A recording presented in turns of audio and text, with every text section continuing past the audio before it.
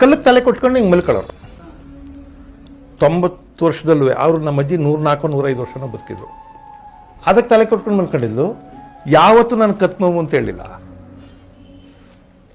ನಾವು ಡಾಕ್ಟ್ರ್ ಹತ್ರ ಹೋಗಿ ಕುತ್ತಿಗೆ ನೋವು ಅಂದರೆ ಎಕ್ಸ್ರೇ ಮಾಡಿಸ್ತಾರೆ.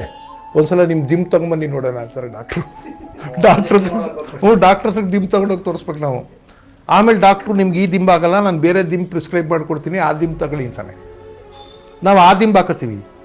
ಶರೀರ ಇಷ್ಟು ಕೆಟ್ಟದಾಗಿದೆಯಾ?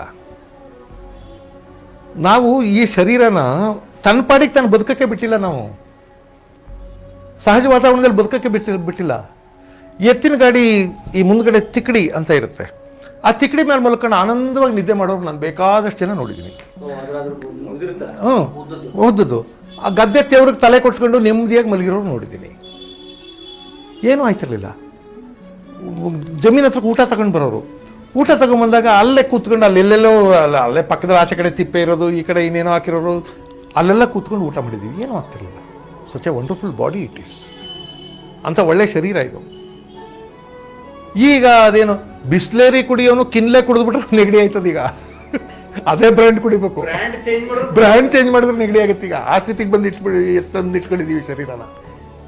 ನನಗೆ ಈ ಬ್ರ್ಯಾಂಡ್ ಆಗಲ್ಲಪ್ಪ, ಬೇರೆ ನೀರು ಕುಡಿಯೋಕ್ಕಾಗಲ್ಲ, ನನಗೆ ಇದೇ ನೀರು ಕುಡಿಬೇಕು ಅಂತ ಬ್ರ್ಯಾಂಡ್ ಹೆಸರು ಹೇಳ್ತಾರೆ. ನಾವು ಒಂದು ಕ್ರೇಟ್ ಹಾಕೊಂಡು ಹೋಗ್ಬಿಡೋದು. ಯಾಕೆಂದ್ರೆ ಅಲ್ಲಿ ಚೇಂಜ್ ಆಗ್ಬಿಡ್ತದೆ ನೀರು ಅಂತ. ನಮ್ಮ ಶರೀರವನ್ನು ನಾವು ಹಾಳು ಮಾಡಿದ್ವಿ, ನಮ್ಮ ಮನಸ್ಸುಗಳನ್ನು ನಾವೇ ಹಾಳು ಮಾಡಿದ್ವಿ.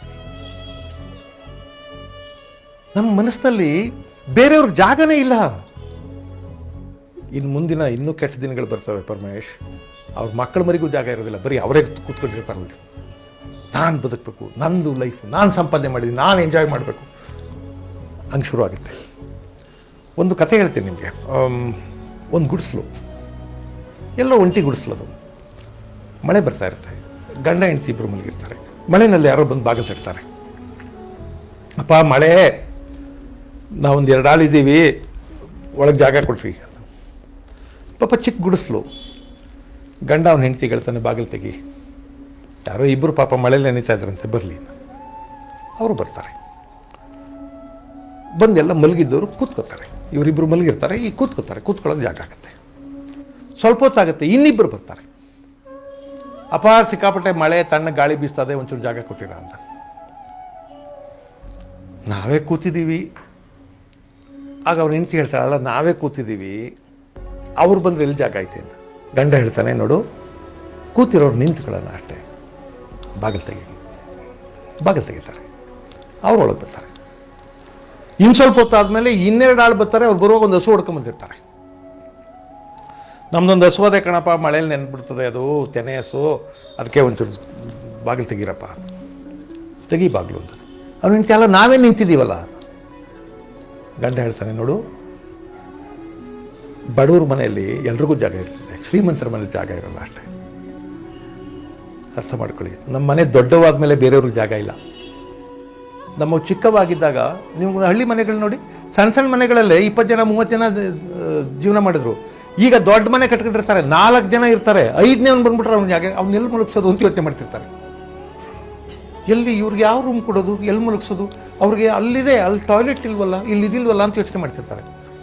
ಅವ್ನು ಹೇಳ್ತಾನೆ, ಈಗ ನಾವು 4 ಜನ ಇಲ್ಲಿದ್ದೀವಲ್ವ, ಬರಲಿ ಅವರು, ನಾವೊಂದು 4 ಜನ ಹೊರಗೆ ಹೋಗೋಣ, ಅವ್ರು ಒಳಗೆ ಬರಲಿ. ನಮಗೆ ಸ್ವಲ್ಪ ಕಷ್ಟ ಆದಮೇಲೆ ನಾವು ಒಳಗೆ ಬರೋಣ, ಅವ್ರು ಒಳಗೆ ಹೋಗ್ತಾರೆ. This is the way men lived. ಅಂದರೆ ನಮ್ಮ ಒಳಗೆ ಜಾಗ ಇಲ್ಲ. ಈಗ ಪ್ರಾಬ್ಲಮ್ ಆಗಿರೋದು ಹೊರಗಿನ ಜಾಗ ಅಲ್ಲ, ಇದು ಸಮಸ್ಯೆ. ಒಳಗೆ ಜಾಗ ಇಲ್ಲ. ನಮ್ಮ ಒಳಗೆ ಜಾಗ ಇಲ್ಲದಿರೋದನ್ನೇ ಹೊರಗಿನ ಜಾಗ ಸಮಸ್ಯೆ ಆಗಿದೆ. ನಮಗೆ ಒಳಗೆ ಜಾಗ ಇಟ್ಕೋಬೇಕಾಗಿತ್ತು ನಾವು. ಸೊ ಅದರಿಂದ ಹಳ್ಳಿನಲ್ಲಿ ಒಳಗೆ ಜಾಗ ಇರ್ತಿತ್ತು. ಎಷ್ಟೋ ಮನೆಗೆ ನೆಂಟರು ನಾಲ್ವರು ಯಾರ್ಯಾರೋ ಬರೋರು, ಇದಕ್ಕಿದ್ದಾಗ ನೆಂಟರು ಬರೋರು, ಏನೋ ಒಂದು ಮಾಡಿ ಕಳಿಸ್ತಿರ್ಲಿಲ್ವಾ? ಸಿಟಿನಲ್ಲಿ ನೋಡಿ, ಇದಕ್ಕಿದ್ದಂಗೆ ನೆಂಟರು ಬಂದ್ಬಿಟ್ರೆ ಭಾಳ ಜನ ಅನ್ಕಂಫರ್ಟಬಲ್ ಆಗ್ಬಿಡ್ತಾರೆ. 2 ಜನ ಬಂದ್ರಪ್ಪ, ಏನು ಮಾಡೋದು ನಾವೀಗ, ಭಾಳ ಬಂದ್ಬಿಟ್ರು. ಆಮೇಲೆ ಇದಕ್ಕಿದ್ದಂಗೆ ಬಂದ್ಬಿಟ್ರು, ಆಮೇಲೆ ಹೇಳ್ಬಿಟ್ಟು ಬರಲ್ವಾ ಇವ್ರು, ಏನು ಇದಕ್ಕಿದ್ದಂಗೆ ಬಂದ್ಬಿಡ್ತಾರೆ ಅಂತ ಅವ್ರನ್ನೆಲ್ಲ ಬೈಕೊಂಡು. ಬೇಕಾಗಿಲ್ಲ. ಜನ ಸಂಪಾಡಿಗೆ ತಾವು ಬರ್ತಿದ್ರು, ಹೋಗ್ತಿದ್ರು, ಯಾವ ಮನೆಗೆ ಬೇಕಾದ್ರೂ ಹೋಗೋರು, ಎಷ್ಟೊತ್ತು ಬೇಕಾದ್ರೂ ಕೂತಿರೋರು, ಹೋಗೋರು. ಗ್ರಾಮ ಬದುಕಿನ ಶ್ರೀಮಂತಿಕೆ ನೋಡಿ. ಅದರ ನಡುವೆ ಈ ಕನ್ನಡ ಭಾಷೆ ಅರಳಿದ್ದನ್ನು ನೋಡಿ, ಎಷ್ಟು ಅದ್ಭುತವಾಗಿ ಅರಳಿತು ಈ ಭಾಷೆ. ಆ ಭಾಷೆ ನಮಗೆ ತಾಕತ್ತನ್ನು, ನಮಗೆ ಶಕ್ತಿನ, ನಮ್ಮ ರಕ್ತದೊಳಗೊಂಚೂರು ಖಾರನ, ಬನಿನ ಎಲ್ಲವನ್ನೂ ತುಂಬಿದ್ದಾದೇನೆ.